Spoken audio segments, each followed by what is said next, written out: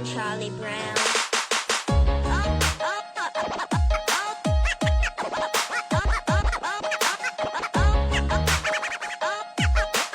Oh, come on, Charlie Brown. Oh, hello, Adam. How's it going, my man? Oh, hello, Jeremy. Good to see you again. Good to see you. Great catching up. We're catching you live in Tulum, Mexico. It's nice to see you. It's nice to see that beautiful scenery behind you right now. For those listening, you can feel the sunlight. You can feel the vibrance coming from Adam. Adam, I know you. I know who you are. Why don't you tell the viewers and the listeners who you are? Sure. I've been an industry veteran. I've been in the space for about 20 years now. Worked 10 years in publishing, 10 years across ad tech, the agency world as well. And most recently, I spent time leading business development at Condé Nast, and then moved on to be the head of industry for the media and publishing category at Firework, which is a live commerce solution with a strong backing by SoftBank. And now I'm just in the consulting space and living my best life here in Tulum. You are absolutely living your best life. You've worked at uh, some amazing hot companies. You've done some great things. It was fun working with each other in the past. Tell me and tell us, the listeners, a little bit more about what defines you. Well, there's a lot of things that define me. I think there's always good and there's bad, but the biggest thing, I'll start with the bad. I'm a Jets fan. That is but it's also great because it's helped me build resiliency, loyalty, understanding what it feels like to have failure in your life. Cubs fan before 2016, Chicago Bears fan. I get it. I get it. But no, in all seriousness, I think what defines me is just work ethic, hustle, respect, humility, being humble. I've been fortunate enough to be exposed to about 5 to 6 different startups in my career, one of which I pursued myself. The startup didn't go the direction I needed to. And then I think in that experience alone, I experienced feelings and emotions, both mentally and physically, that I didn't think I would ever be exposed to. And that only comes through failure. But I wouldn't trade the learnings and education in that experience for anything else in Yeah. the world. I've also been fortunate enough to be part of about two or actually three exits. So I've Nice. seen both success and both failure across the landscape. So I think what defines me is just being able to understand there's always some learning that can come out of every situation. So essentially, what you're going to be able to give back to the OhHello community as one of our OhHello.io mentors is resiliency. The fact that you should always keep on learning and stay curious. Precisely. I think that's it. I think you hit it on the nose. So we're going to switch this up a little bit in comparison to some other pods and vods we've done. We're going to change up a little bit of the flow, a little bit of the structure. Let's talk about some of the mentors that have had a profound impact on your career, that have made you who you are today. We're able to say, you know what, I'm going down to Tulum for a while. And then after that, I want to hit on some of the industry topics that you and I talked through, just getting your perspective, your take specifically on the future of commerce, brands becoming retailers, retailers becoming brands, and anything else that you want to talk through. So hit on the mentors that have had a profound impact For sure. on your career. There's so many people who've had an impact on me, both people I know personally, people I know professionally, or people I don't even know at all, right? I'd be amiss if I didn't at least start with my family, Nice. my parents. I mean, you're impressionable at a very, very young age. And my parents instilled a ton of hustle and work ethic in me, taught me respect, which is something that's really important across the board. I've got two older brothers. My oldest one has great financial literacy and being reliable by himself, right? My middle brother, he's taught me accountability and reliability. He's taught me family. He's shown me, he's got a beautiful family himself. My cousins, they're all serial entrepreneurs. That's awesome. So, each one of them have contributed all their best qualities and kind of bestowed those on me. I am the youngest out of all of them. And so I do have the fortunate benefit of seeing their success and their failures, but I also have the, I would say, responsibility of carrying on their legacy in the right ways. Now, believe it or not, from family, from a personal level, I have a friend. His name is Jack Kim. He's just an all around great friend, overall great human. I consider him a mentor because he has wealth in his life, which comes from family and love and being able to make good decisions. And so he's helped me keep me humble. He's been a great listener. But from a professional standpoint, there's probably, I'd say, maybe three, four people that really have a profound impact on me. I'll start with the gentleman I've known the longest. He was one of my first clients. He ran Incisive Media. I was selling him advertising space back when we were selling like print ads, like where we had to actually cut out and do the layouts yourself. His name is Matt I do. McGowan.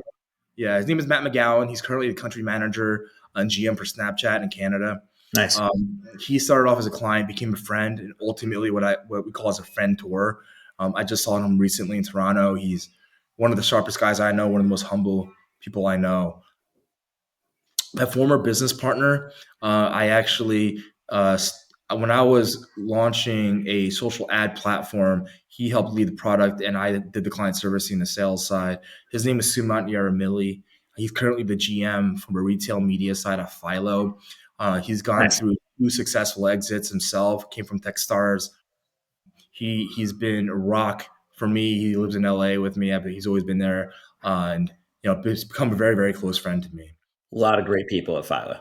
Yeah, my former CEO, Citizen Net was acquired by Condé Nast about 4 or 5 years ago. Dan Benjamin, he's the Yep. CEO. I've met He's had Dan. he's had two successful exits himself. He's currently the VP of product at Condé Nast. Dan has taught me so much. He's again one of the most humble people I know. If you notice something, there's like a common theme here, which is being humble and a lot of humility. And I think all of them have that, and they've kind of instilled that with me.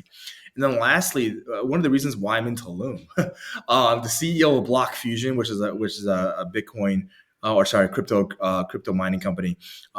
His name is Alex Martini. He's a serial entrepreneur himself, and he's been incredible. He's been an advisor to me in the past in my former startup and a mentor. I met him in 2011. Ironically enough, he's only given me advice on two things with urgency. In Yeah. 2011, 2012, he told me one word, Bitcoin. I never listened to him.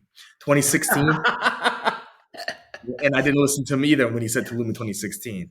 Back then, you could buy a lot of land in Tulum for like 30,000. Wow. Now you fast forward like 6 years, a lot of land in Tulum will be over like 200,000 up to maybe even like $600,000. Yeah. So you're talking about a pretty good return. So yeah, these So are the people that have had a huge impact on my life. so I think the advice from that friend moving forward would be when you hear what he says, take action quickly. 100%, Yeah. 100%. Yeah, and I think when my next venture launches, which is what I'm actually working on a proof of concept on with him right now. We're going to go through the MVP process now, and if it works out, you'll hear about it. It's in partnership with him, hopefully. That's awesome. That's great. You and I were riffing right before this on the future of commerce and your experience at Firework, which is a fascinating company. Why don't you hit on some of the points and some of the nuggets that you were telling me, as we all know that this is such a fast moving industry, and when you combine video and personalization and commerce all at one, my Tube Mogul and Adobe Ad Cloud experience of video, commerce, personalization, though all of those just make me go, oh, that was an exciting chat that we had. I would love for you to instill some nuggets and just some of your perspective to our audience. Yeah, I'm happy to. I'll give you perspective. I don't want to go into any specific company, but I can give you a Sure. lot of the vision and the thought leadership that I've kind of drum up as a thesis and Cool. why it's led me to certain decisions in my career. I'd say while at CitizenNet and Condé Nast specifically, I realized that as the rise of social became very, very prevalent, I realized that every brand is becoming a media company. And when I say brand, I'm not just talking about retailers, which are obviously becoming media companies now, but I'm talking about every brand. If you're an influencer, you're a brand. If you're a mom and pop shop in Kentucky, you're a brand. If Yep. you are Applebee's, you're a brand because, you know, these brands are all then have some form of unique audience. And if they have an audience, a story to tell, and a platform, they are now a media company. And so that's why I do consider like every brand is now becoming media companies. And the platforms are really the walled gardens. Those are the ones that give all these brands an opportunity to tell their story to their right audiences. So I'd say this has been a shift in the last 10 years, and we're seeing it now, in real time. And as part of that, you've seen this rise in social branded content, right? Mhm. Branded content that predominantly lives in the walled gardens and vertical video. And that's been a huge piece of business for any influencer, as you know, any Yep. media company. You've got some of the biggest media companies out there. I can't name any specific names, but I can say that with confidence that they're diversifying their revenue lines by utilizing platforms like a TikTok or like a Facebook or an Instagram for running audience extension. And the revenue lines can be anywhere between 10% to up to 50% of their overall top line revenue. And that's coming off the platforms, right? It's a lot. And sometimes all they're doing is they're just taking either advertiser supplied content or they're building their own content for the brand and they're just arbitraging the traffic, right? So there's a big business there, very simple concept to understand, and it's scaling really well. So when I think about that, I think about this analogy. Anyone who knows me, right, and you go back to what defines you, if you know me, you know I love pizza.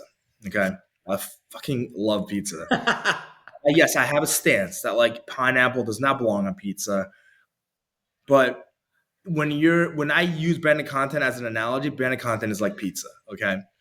And if you're a child, right, typically you won't eat broccoli or pineapple by itself. But if you put that shit on some pizza, you'll consume that, right? Right. And that's why I Right. say branded content is like pizza because like you can consume some content from your best content creators, and you can talk about a brand.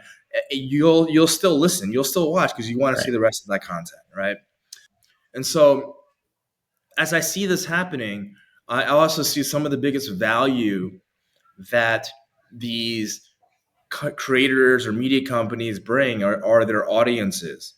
And as we head into these, I would say a slow session with these like macroeconomic trends, I'd Yep. say sponsorship budgets and advertising budgets that are net new are going to be a little harder to grasp.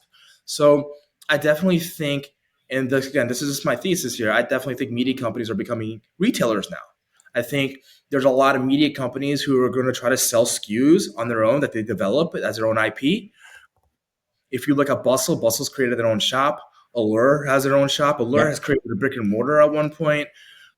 Pretty much every influencer is now tapping in to an affiliate solution like an LTK, right? You've got this affiliate commerce space.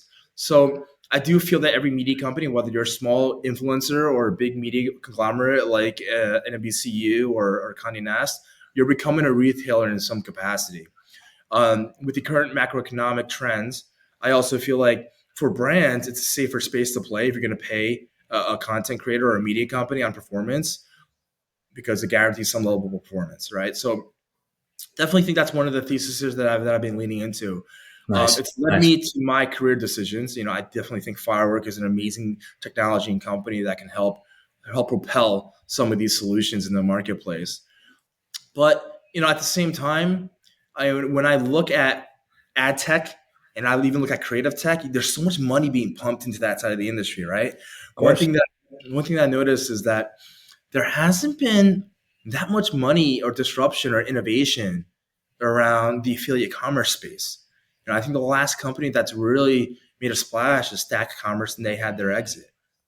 So, in my opinion, it's a blue ocean strategy. I think there's room for disruption, room for enhancement within the affiliate commerce space, specifically when you look at it at the intersection of content creation.